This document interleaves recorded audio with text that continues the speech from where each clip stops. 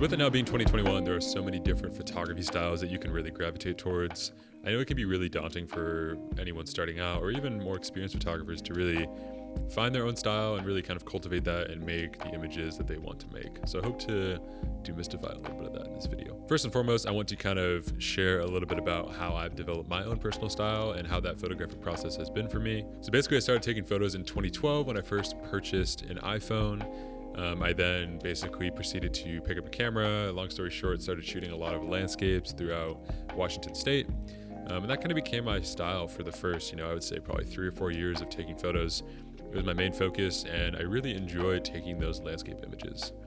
Now, obviously looking back now, they're not really my favorite images whatsoever, but you don't really know that in the time. I think that photography is such like a in the moment kind of thing where you can't really think about a style that you've shot in the past and what that's going to look like until you actually are in the moment and looking back at that actual image itself. Now, obviously after that kind of landscape period in my photography career, I moved out of Washington and I moved to a variety of different places, including Portland, Oregon, San Francisco, California, and Salt Lake City, Utah. And this is kind of when I started to cultivate a love for portrait photography and working with people, and I really found a lot of joy in doing that. This really solidified my style, I would say, for the foreseeable future. At least 2 or 3 years, I was really working with this kind of similar style, similar aesthetic, and it worked really well for me. I had a blast shooting these kinds of photos. I think what I realized when I moved to Los Angeles was I wanted my style to be a lot cleaner and much more refined. And there's nothing wrong with any of the photos I shot in the past whatsoever. Honestly, I really had a great time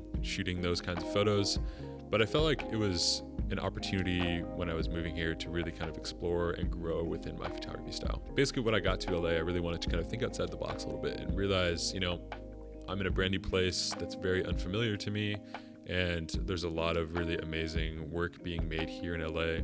So I wanted to give myself the opportunity to really kind of explore a new style and, shoot different kinds of subject matter. I think what I've learned since moving to LA is you don't have to necessarily pin yourself down to just shooting a specific genre of photography. It's much more about having a stylistic choice that you kind of apply to different genres of photography that make a photography style unique and interesting. When I think about my style nowadays, I definitely gravitate towards really pretty natural light, nice colors. I love photographing life and architecture and landscapes. I love taking photos of people and cars. And you'll probably notice that that's a pretty long list of stuff that I like taking photos of. And that wasn't always the case. I think when I started out, I really only wanted to take landscape photos. And then I went through a phase of really only wanting to take portraits.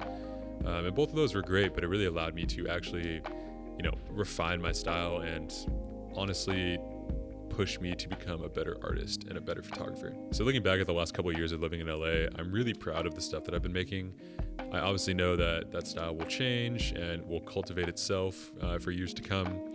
But I think I feel really happy right now with the stuff that I'm making and how it's all looking and coming together. What I've realized throughout these 9 years of taking photos is it's much more important to look at your body of work as a whole rather than each individual shoot or image, and really try to assemble your body of work in that way. Really focus on each individual shoot, how that's going to affect the bigger picture, which is essentially your photography style and your body of work. The main reason I wanted to share this personal story with you guys about my transition into different photography styles is it's okay to switch up your style and try something new. I think nowadays people feel like they can't switch up their style for one reason or another. They're afraid to try something new because what they're doing is working. And sometimes what works doesn't necessarily inspire creativity, and it doesn't inspire you to get out there and make stuff consistently. Oftentimes I find that the stuff that I love the most isn't received the best on the internet, on social media. And it's funny how that works. The stuff that you're the most proud of, the stuff that you put the most effort into, it's not usually what does well on the internet nowadays. What does well on the internet, or what a lot of people gravitate towards, is a lot of the same kinds of stuff. People fall into trends, people fall into, ways of shooting and ways of composing that are only really going to be around for a couple years at a time. There's nothing necessarily wrong with shooting or falling into trends whatsoever.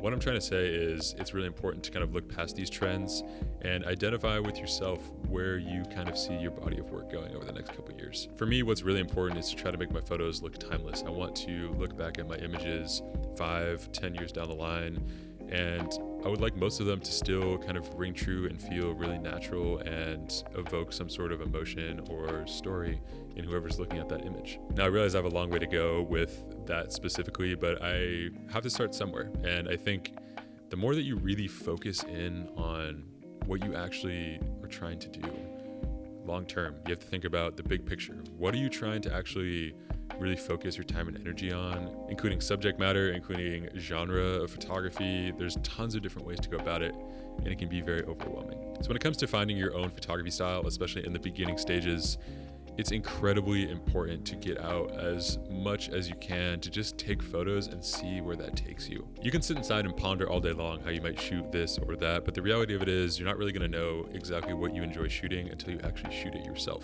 And really the only way to do that is to literally get out there and take photos. I know it sounds so simple and so easy, but it's actually very difficult. It's very difficult to get out and shoot consistently, especially when, it's really just you out there making pictures for yourself. For me, I find it very helpful to set aside some time every week to set up a portrait session or go out on my own and shoot some landscape photos. Whatever it is, I think it's just important to continue to actually make progress with your photography style and to shoot images on a consistent basis. Secondly, I really like to pull inspiration not only from photographers whose work I enjoy, but also other forms of art or media that I, kind of watch on a daily basis, including movies or short films or photo books.